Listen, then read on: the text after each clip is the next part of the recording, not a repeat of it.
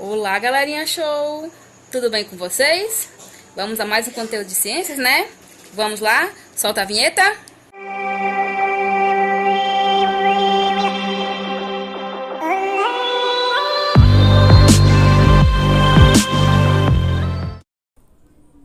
Bom dia, gente. Vamos à nossa aula de hoje. O nosso conteúdo de hoje é as características dos seres vivos. Mas quais são essas características, gente? As principais delas são composição química, presença de células, material genético, metabolismo, nutrição, reprodução e evolução. Tá certo? Vamos falar um pouquinho da composição química. A composição química dos seres vivos, ela tem que apresentar determinados tipos de elemento químico, que são eles: carbono, hidrogênio, oxigênio e nitrogênio. Mas o que é que isso tem a ver, tia, com as características dos seres vivos? Porque para eu ter uma característica, para eu dar característica ao ser vivo, eu tenho que arranjar meios para que o ser vivo ele consiga se manter, consiga como é que se diz? Se alimentar, se manter bem, né? Por acaso, para a gente viver bem, a gente não tem que beber água para poder isso colaborar para uma boa qualidade da nossa saúde? Justamente. Na água, gente, ela contém esses elementos químicos citados aqui: carbono, hidrogênio, oxigênio e nitrogênio. Só que ela contém dois em especial desses que eu citei. Ela contém o hidrogênio, que é representado por essa letra H aí, um H2O, que é a fórmula química da água. E tem duas moléculas de oxigênio, que é representado por essa letra O aí, certo? Presença de células. As células, gente, todas as células, ela tá apresentando três coisinhas básicas: membrana plasmática, citoplasma e material genético. Essas células, gente, elas podem ser de seguintes tipos: eucariótica e procariótica. Aqui do lado tem um exemplo das células procarióticas e eucarióticas, esse desenho aí. Vocês podem observar que a célula eucariótica, ela já é mais redondinha, né? Enquanto a procariótica, ela é mais achatada, certo? Mas o que é que esse formato tem a ver com a diferença entre as duas? Quando ela é eucariótica, ela é mais redondinha, ela possui um núcleo, gente. Que esse núcleo, ele faz com que esse material genético, ele fique contido dentro do núcleo. E ele não vaze na célula, fique lá, paradinho, quietinho dentro do núcleo. Já a procariótica não, ela não tem esse núcleo aí que tem na eucariótica. E com isso faz com que esse material genético ele fique todo jogado dentro da célula, de qualquer forma.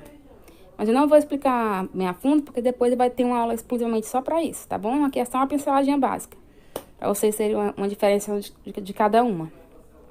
Aí, quanto ao total de células, gente, os seres vivos, eles podem ser unicelulares, ou seja, possuírem uma única célula, ou multicelulares, ou seja, possuírem muitas células, ok? Vamos lá, material genético, gente, material genético. O material genético, ele pode ser de dois tipos: DNA, que embaixo tem um nome, o que é ácido desoxirribonucleico, e RNA, ácido ribonucleico, certo? Esse é o que significa cada sigla dessa. O DNA, gente, vocês podem ver a diferença do DNA para RNA. O DNA, ele é digamos, uma molécula, ele é uma coisa mais desenvolvida, né? Ele tem um par de fitinhas, né? Você pode ver que ele tem um par de fitinhas, como se fosse enrolado uma na outra. Já o RNA não, ele é menos desenvolvido, ele é só uma fitinha, certo? Mas o que tem a ver o RNA e o DNA com esse material genético no humano? Porque, conforme as características do DNA humano, a princípio do DNA, né? Ele define as características de um ser humano, de como é que vai ser a perpetuação de uma espécie para outra, que a perpetuação é a continuação de uma espécie para outra, certo? Ou seja, vou dar um exemplo de um animal. Digamos, eu cruzando dois animais de raça diferente, digamos, um vira-lata com um pastor alemão. Ele não vai ser nem totalmente vira-lata, nem totalmente pastor alemão. Ou seja, vai acontecer mutações que vai mudar a estrutura do cachorro. Ele não vai ser mais nenhum dos dois. Não vai ser nem só o vira-lata e nem só o pastor alemão, que é como eram os pais dele. O pai era só vira-lata, a mãe era só pastor alemão.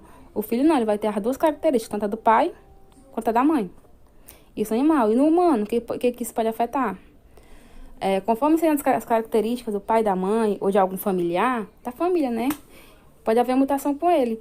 Digamos, o filho pode nascer que tenha parecido, nascer com o olho parecido com o do pai, ou com a cor parecida com a da mãe, ou de um avô, ou de um parente próximo. Ou seja, isso é a hereditariedade. Ou seja, ele vai herdar traços da família, né? Metabolismo, gente, é a queima de energia. Nessa queima de energia, o nosso metabolismo ele pode ser de dois tipos, acelerado ou lento. Acelerado é quando a gente queima a gordura mais rapidamente. E lento é quando queima mais lentamente, né? Digamos, se eu tenho um metabolismo acelerado, é porque eu como e não engordo. Ou seja, eu tenho um metabolismo acelerado, porque quanto mais eu como, mais o meu metabolismo, ele queima as gorduras daquele alimento. Ele vai queimando, e eu não consigo engordar. Já o lento, não. Quem tem um metabolismo lento, ele só tende a engordar. Quanto mais ele come, mais ele engorda. Porque não tem essa facilidade tão grande de queimar gorduras. Como queima gordura mais lentamente, isso tende que a pessoa engorde. Certo? Nutrição, gente. Os organismos vivos necessitam de energia para a realização de suas atividades. E essa energia é conseguida pela nutrição. Pelo critério de nutrição, gente, os organismos podem ser autotróficos ou heterotróficos. Mas o que são os seres autotróficos, gente? Vamos ver o que são seres autotróficos, né, gente? Os seres autotróficos, gente, são aqueles seres capazes de sintetizar seu próprio alimento a partir de um material inorgânico. Ou seja, um exemplo aqui, ó. Os autotróficos aí, ó. Temos como exemplo as plantas, as algas e as cianobactérias, aí nessa imagem do lado. E os heterotróficos, o que seria esses seres heterotróficos? São aqueles seres que não são capazes de produzir o seu próprio alimento, necessitando de uma matéria orgânica previamente produzida. Ou seja, exemplo aí, ó, temos os animais, né? Os animais, peixe, vaca, tem vários animais aqui. Ovelha, né? Tem o porco e tem também o ser humano. Nós somos seres heterotróficos, ou seja, pra gente se alimentar, a gente precisa de outro ser para se alimentar, por acaso nós seres humanos. Pra gente se alimentar, a gente precisa, digamos, comer, digamos, uma verdura, comer uma carne, a gente precisa de outras fontes de alimento para se alimentar. Tá entendendo? Outros seres para se alimentar. Já como nós somos heterotróficos. Já os autotróficos, não. Os autotróficos, eles são os caras, são os bichão. Eles não necessitam, eles são capazes de produzir seu próprio alimento sozinhos, sem precisar de ninguém. Enquanto os heterotróficos, eles precisam de alguém ou algo para produzir o seu alimento. Ou seja, como eles não são capazes de produzir o seu próprio alimento, os heterotróficos, os autotróficos, eles já são os caras, os bichão, eles já conseguem produzir por si só e sozinho os seus próprios alimentos. Tá bom? Agora vamos seguindo. Reprodução. Reprodução ela pode ser de dois tipos, assexuada e sexuada. A sexuada, ela está mais ligada à planta, né, gente? Como você vê aqui os nomes, brotamento e regeneração. Uma planta, se eu plantar a planta lá, tem que plantar ela, esperar ela brotar, para aí sim ela crescer e se desenvolver, né? E a regeneração, digamos, eu faço a plantagem dessa planta, ela tem o brotamento, coisa e tal, mas com o tempo, como eu não vou aguando ela, tem o sol que vai queimando, ela vai ficando murcha, né? Ela precisa passar por outro processo, que é a regeneração. Regenerar as folhas e nascerem folhas novas, conforme para que ela viva, né? Reviva. Ou seja, a sexuada tem a ver mais com plantas. Já a sexuada não, tem mais a ver com animais e pessoas. Para ser sexuada, ela precisa de dois gametas, o gameta feminino e o masculino. O gameta feminino é esse de cima, gente, que é tipo uma setinha. O masculino é o de baixo, que é tipo... O masculino, gente, é o de cima, que parece uma setinha, tá? E o masculino e o outro é esse que tem a cruzinha. O feminino é o que tem a cruzinha, o masculino é da setinha, tá bom? Aí pronto. Pra ter o masculino da setinha e o feminino da cruzinha, pra isso ele tem que ser uma reprodução sexual, tem que ter esses dois gametas, ou seja, o masculino e o feminino. E o que seria, tipo, um gameta feminino e masculino?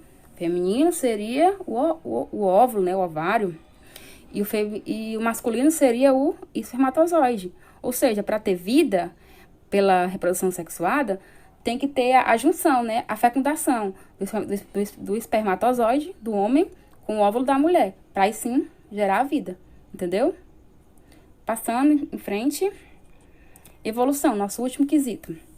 Evolução, gente, tem a ver com o que nós éramos antes e com o que nós nos tornamos hoje, né?